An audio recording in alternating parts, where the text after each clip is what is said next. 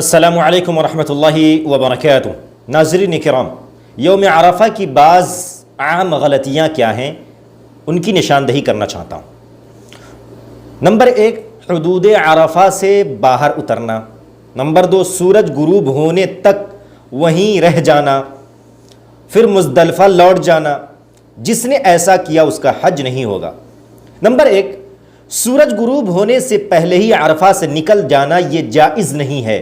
اگر کوئی شخص سورج غروب ہونے سے پہلے عرفہ سے نکل جاتا ہے تو اسے پھر عرفہ میں لوٹ کر آنا ضروری ہے۔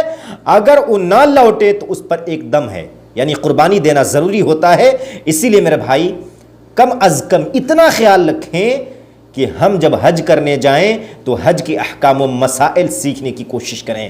بہت سارے لوگ ایسے ہیں جو حدود عرفہ کے باہر ہیں یا باہر ہوتے ہیں، انہیں پتہ نہیں ہوتا اور حج کر لیتے ہیں۔ بعد میں پتہ چلتا ہے کہ ہم تو حج کر کے چلے آئے، لیکن حدود عرفہ سے باہر ہونے کی وجہ سے اس کا حج ہی نہیں ہوتا۔ اسی طرح سے جبل عرفہ پر چڑھنے کی خاطر بھیڑ لگانا یہ بھی درست نہیں ہے۔ کسی کو دھکے دینا، اس کی چوٹی پر پہنچنا، اس کو چھونا اور وہاں پر نمازیں پڑھنا، یہ سب بدعتیں ہیں جن کی دین کے اندر کوئی بنیاد، کوئی اصل نہیں ہے۔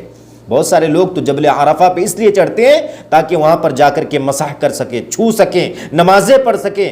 ایسی کوئی بھی ایسی روایت یا اللہ کے نبی صلی اللہ علیہ وسلم کا عمل یا صحابہ کا عمل نہیں ملتا کہ وہاں پر جا کر کے انہوں نے نمازیں پڑھی ہو یا وہاں پر پتھروں کو مسح کیا ہو یا چوما ہو یا چاٹا ہو۔ ایسی کوئی چیز نہیں ملتی۔ اسی لیے میرے بھائیوں، بدعتوں سے بچیں، احکام و مسائل کی روشنی میں حج کرنے کی کوشش کریں اور ان غلطیوں سے بچیں جن غلطیوں کی وجہ سے حج نہیں ہوتا ہے۔